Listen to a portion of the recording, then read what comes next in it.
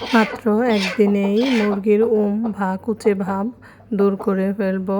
আসসালামু আলাইকুম, কেমন আছেন আপনারা সবাই? আশা রাখি খুব ভালো আছেন। আমিও আল্লাহর রহমতে মোটামুটি ভালোই আছি। আবারও নতুন একটি ভিডিও নিয়ে আপনাদের মাঝে হাজির হলাম। ভিডিওটি স্কিপ না করে পুরো ভিডিওটি দেখবেন, আশা করি আপনাদের অনেক কাজে আসবে। এই যে দেখেন, আমার বাড়িতে আমি 8টা মুরগি পালি, আর মুরগিগুলোকে আমি নিয়ম মাফিক পালার চেষ্টা করি।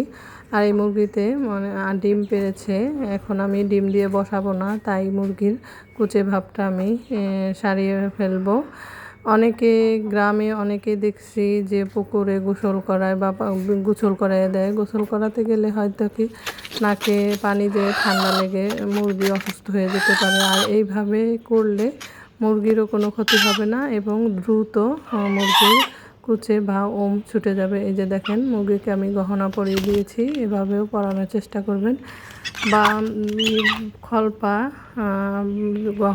মতো করে কেটে মাথায় গলায় পরিয়ে দিয়েছি, আর একটি পালক নিয়ে নাকে পরিয়ে দিয়েছি। আর এই দুইটা যখন খোলার চেষ্টা করতে করতে ওই কুচে মুরগির কথা ভুলে যাবে, আর দ্রুতই সে ভেঙে আবারও সুস্থ শরীরে খেয়ে দিয়ে 1 সপ্তাহের মধ্যেই ডিম পারবে।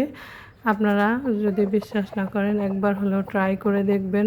আশা করি আমি মুরগিগুলোকে এভাবেই পালন করি। মুরগির বাচ্চা ফোটাই খুব কম, 12 মাস ডিম পারবে, এজন্য আমি ডিম পাড়িয়ে এইভাবে করে দিই। আর 1 সপ্তাহের মধ্যে আবারও ডিম পাড়ে।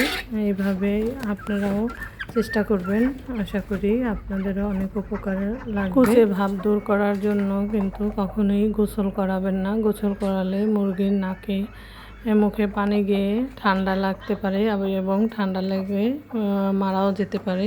আমার এই পদ্ধতিটা ট্রাই করবেন, তাহলে আর কিছুই লাগবে না। মাত্র একদিনেই মুরগির কুচা ভাব এবং চলে যাবে, আর দ্রুতই মুরগি পুনরায় আবার ডিম পারবে।